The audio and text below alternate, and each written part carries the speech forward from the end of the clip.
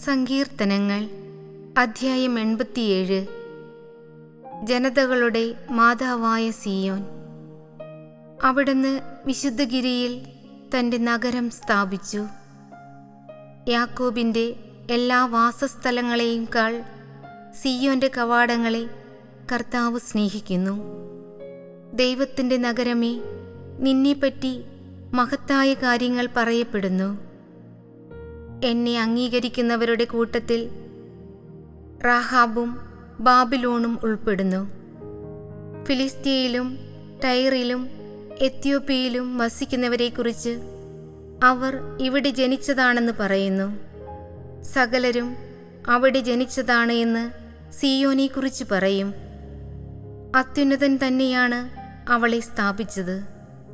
കർത്താവ് ജനതകളുടെ കണക്കെടുക്കുമ്പോൾ ഇവൻ അവിടെ ജനിച്ചെന്ന് രേഖപ്പെടുത്തും.